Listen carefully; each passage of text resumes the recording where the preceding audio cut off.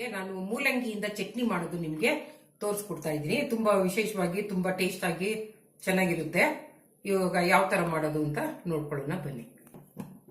ಮೂಲಂಗಿ ಚಟ್ನಿಗೆ ನಾನು ಒಂದು 4 ಮೂಲಂಗಿ ಚೆನ್ನಾಗಿ ಮೇಲೆ ಸಿಪ್ಪೆ ಎಲ್ಲ ತೆಗೆದ್ಬಿಟ್ಟು ತೊಳೆದು ತುರಿದಿಟ್ಕೊಂಡಿದ್ದೀನಿ.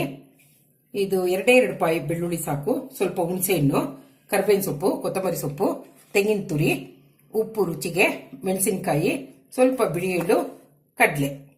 ಒಗ್ಗರಣೆಗೆ ಬಂದು ಎಣ್ಣೆ, ಸಾಸಿವೆ, ಇಂಗು. ಇಷ್ಟು ಒಗ್ಗರಣೆಗೆ ಎಣ್ಣೆ, ಸಾಸಿವೆ, ಇಂಗು. ಸ್ಟವ್ ಆನ್ ಮಾಡ್ಕೊಂಡಿದ್ದೀನಿ, ಬಾಣಲಿ ಇಟ್ಕೊಂಡಿದ್ದೀನಿ. ಸ್ವಲ್ಪ ಎಣ್ಣೆ ಹಾಕೊಂಡು ನಾನು ಮೆಣಸಿನಕಾಯಿ, ಕಡಲೆ ಎಲ್ಲ ಸ್ವಲ್ಪ ಬಿಸಿ ಮಾಡ್ಕೊಳ್ತೀನಿ. ಯಾಕೆಂದ್ರೆ ಕಡಲೆ ಎಲ್ಲ ಸ್ವಲ್ಪ ಮೆತ್ತಗಿರುತ್ತೆ. ಎಳ್ಳು ಇದೆಲ್ಲ ಬಿಸಿ ಮಾಡಿ ಕರ್ಬೇವಿನ ಸೊಪ್ಪು ಹಾಕಿದ್ರೆ ಚೆನ್ನಾಗಿರುತ್ತೆ. ಎಲ್ಲ ಸ್ವಲ್ಪ ನಾನು ಫ್ರೈ ಮಾಡ್ಕೊಳ್ತೀನಿ. ಇವಾಗ ಮೆಣಸಿನಕಾಯಿ ನಮಗೆ ಖಾರ ಎಷ್ಟು ಬೇಕೋ, ಇದು ಖಾರ ಇರೋದಿಲ್ಲ, ಹಂಗಾಗಿ ನಾನು 5 ಮೆಣಸಿನಕಾಯಿ ಹಾಕ್ತಾ ಇದ್ದೀನಿ. ಮೆಣಸಿನಕಾಯಿ ಸ್ವಲ್ಪ ಉದ್ದ ಇದೆ ನೋಡಿ, ಖಾರ ಇಲ್ಲ, ಅದು ತುಂಬಾ ದೊಡ್ಡದಾಗಿದೆ, ಹಂಗಾಗಿ ನಾನು 5 ಮೆಣಸಿನಕಾಯಿ ತಗೊಂಡಿದ್ದೀನಿ.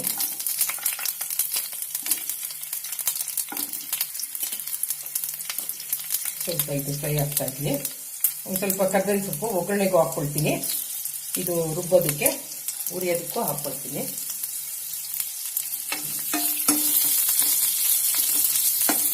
ಇದು ಮೆಣಸಿನಕಾಯಿ ಹಸಿ ವಾಸನೆ ಹೋಗ್ಲಿ ಅಂದ್ಬಿಟ್ಟು ನಾನು ಈ ತರ ಯಾವುದು ಈ ತರ ಉರ್ದ್ಬಿಟ್ಟು ಹಾಕೊಂಡ್ರೆ ಕಮ್ಮಗಿರುತ್ತೆ, ಚಟ್ನಿ ಚೆನ್ನಾಗಿರುತ್ತೆ.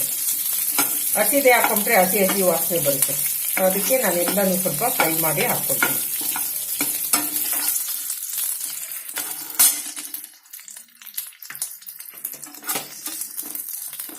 ಇವಾಗ ನಾನು ಒಂದು ಅರ್ಧ ಸ್ಪೂನ್ ಎಳ್ಳು, 1 ಸ್ಪೂನಷ್ಟು ಕಡಲೆ ಹಾಕ್ಕೊಳ್ತೀನಿ. ಕೊತ್ತಂಬರಿ ಸೊಪ್ಪು ಕೂಡ ಇದಕ್ಕೆ ಹಾಕ್ಕೊಳ್ತೀನಿ. ಕಾಯಿ ತುರಿ ಕೂಡ ಇದಕ್ಕೆ,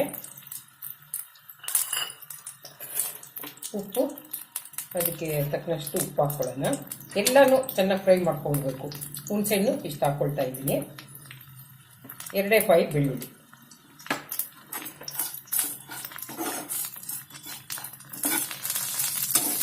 ಇದೆಲ್ಲ ತುಂಬಾ ಕೆಂಪಗೆ ಅಂತಲ್ಲ, ಸ್ವಲ್ಪ ಫ್ರೈ ಆದ್ರೆ ಸಾಕು. ಇದೆಲ್ಲ ಮಿಕ್ಸಿಗೆ ಹಾಕೊಂಡ್ಬಿಟ್ಟು ಮೂಲಂಗಿ ಅದಕ್ಕೆ ಯಾವ ತರ ಮಿಕ್ಸ್ ಮಾಡೋದು ಅಂತ ತೋರಿಸ್ತೀನಿ. ಇದು ತುಂಬಾ ಚೆನ್ನಾಗಿರುತ್ತೆ ಮೂಲಂಗಿ ಚಟ್ನಿ. ಜಜ್ಜಿ ಮೂಲಂಗಿ ಅಂತಾರೆ, ಮೂಲಂಗಿ ಚಟ್ನಿ ಅಂತಾರೆ.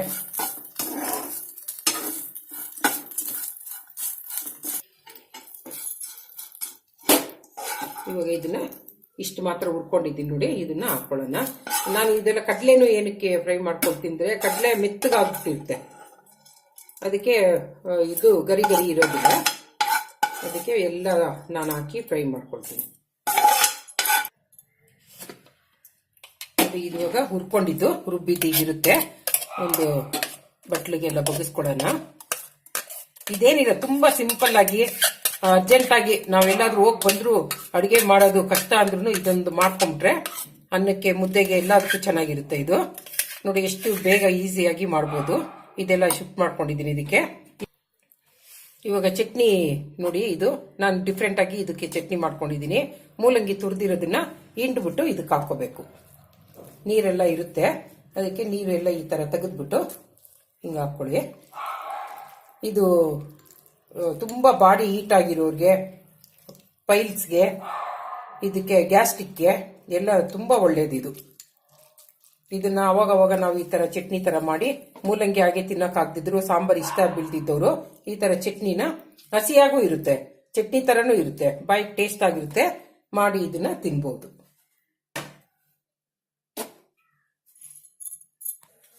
ಇವಾಗ ಕಡಾಯಿ ಇಟ್ಕೊಂಡಿದ್ರಿ, ಅದಕ್ಕೆ ಒಗ್ಗರಣೆ ಹಾಕೊಳ್ಳೋಣ.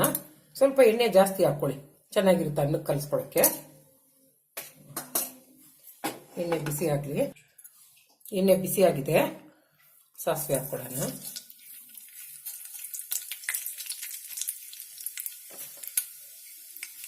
ಒಗ್ಗರಣೆಗೆ ಒಂದು 4 ಉದ್ದಿನಬೇಳೆ, ಅದು ಅದ್ರ ಘಮ ಚೆನ್ನಾಗಿರುತ್ತೆ, ಅದಕ್ಕೋಸ್ಕರ ಉದ್ದಿನಬೇಳೆ ಹಾಕ್ಕೊಡ್ತೀನಿ.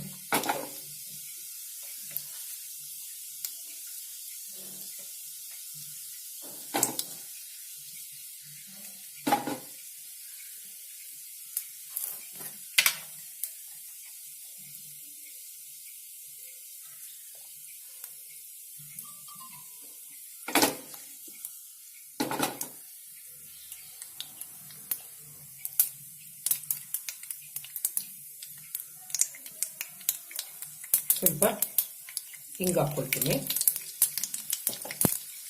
ಒಂದು 4 ಕಡೆ ಕರಿಬೇವಿನ ಸೊಪ್ಪು ಹಾಕ್ತೀನಿ.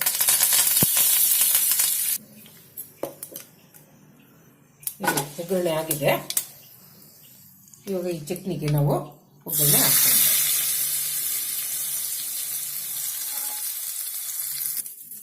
ನೋಡಿ ಒಗ್ಗರಣೆ ಹಾಕಿದ್ದು ಇನ್ನೊಂದು ನಿಮಿಷ ಬಿಟ್ಬಿಟ್ಟು ಎಲ್ಲ ಮಿಕ್ಸ್ ಮಾಡ್ಕೊಳ್ಳೋಣ. ಇದು ಹಸಿ ಇದೆ, ಇದೇನು ಬೇಯಿಸಂಗಿಲ್ಲ ಏನಿಲ್ಲ. ಒಂದು 5-10 ನಿಮಿಷದಲ್ಲಿ ಮಾಡ್ಕೊಳ್ಳೋ ಅಂತ ಮೂಲಂಗಿ ಚಟ್ನಿ, ಜಜ್ಜು ಮೂಲಂಗಿ ಅಂತ ಕೂಡ ಹೇಳ್ತಾರೆ. ನಾವು ಇದಕ್ಕೆ ಹುಣಸೆಹಣ್ಣು ಹಾಕಿ ರುಬ್ಬದೆ ಇದ್ರೆ ಇದಕ್ಕೆ ಮೊಸರು ಕೂಡ ನಾವು ಹಾಕೋಬಹುದು.